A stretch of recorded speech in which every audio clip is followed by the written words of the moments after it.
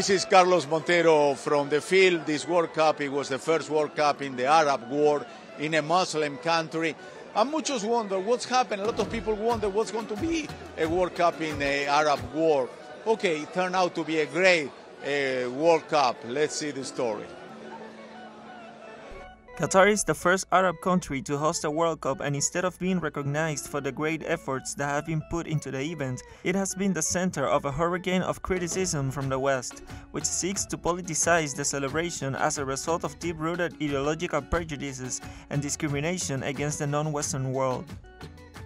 Human rights are a recurrent topic that aims to undermine the credibility of Qatar's efforts to offer a World Cup with the infrastructure and organization required to meet the expectations of both teams and fans, although paradoxically, the greatest humanitarian disasters of recent times have originated from the interest of the major Western powers, leaving millions of people in vulnerable situations and without any protection, which shows the double standards of all these allegations.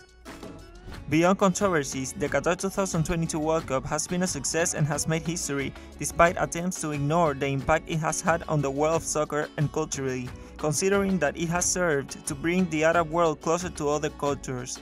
For the first time, the presence of Asian and African teams was overwhelming, showing that not only in Europe and South America good soccer is played, and that what really matters is sport. Now let's go back with Charlie Montero and the fun of the day. Thank you, Carlos. We're back with my favorite segment of the program, the fan of the day. And today we have a very special fan. Please welcome. What's your name and where you're from? I'm Mohammed. I'm Iranian. I live in Qatar since 1972. Yes, I'm in Qatar, yes. And where do you get the idea for this from? Well, these are the pins which you're looking about it. It's all from the sports, from the games, from the clubs and from Olympic, and I start to collect it since 2006 when the Asian game was in Qatar, Asian Olympic on 2006. From that time, I'm starting to collect. I first start with the small cap, and one of my friends told me, okay, Mama, go, you can do. No, I have full set with me now. Wow, that's amazing. So many soccer teams from all around the world. He's got Argentina here. He's got England. You can find most around the world. I have many. All. And is this your first World Cup, or? Yes, this is my first World Cup, and we are so happy. The first World Cup I see in Qatar, and it was beautiful. It was amazing. It was, I think, I never seen the other World Cup, but I think this is the best one. Believe me. Qatar did a good job. Good. All the best for Qatar, and I wish for everybody who came to Qatar all the best and have a nice time in Qatar, and I hope all the best for everybody. Okay, thank you very much. Enjoy the game. Very nice. Thank you so much. Okay, bye. Ciao. There you have it, Carlos. The fan of the day, a very special moment for us. Back to you.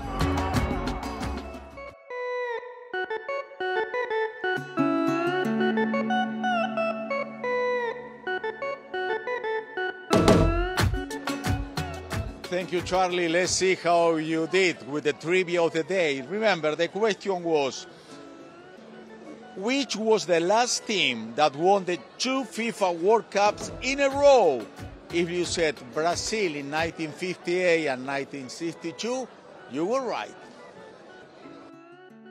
In 1962, during the FIFA World Cup celebrated in Chile, Brazil beat Czechoslovakia and became the second country to win 2 championships of the world consecutively. In 1958, they defeat Sweden, achieving the first star. On the other hand, the first team that did this was Italy in 1934 and 1938, beating Czechoslovakia and Hungary respectively.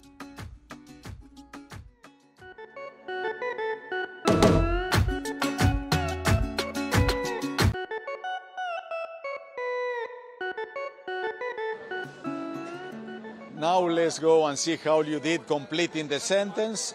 Today the question was, who said this famous phrase? The phrase was, I'd rather be a good example for children than be starved.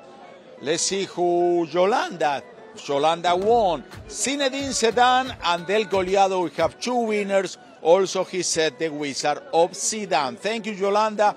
Thank you, Del Goleado, for participating always in the question of the day and having the right answer. That's all for tonight. Thank you very much. Gracias, amigos. See you all tomorrow at the same time for the same channel.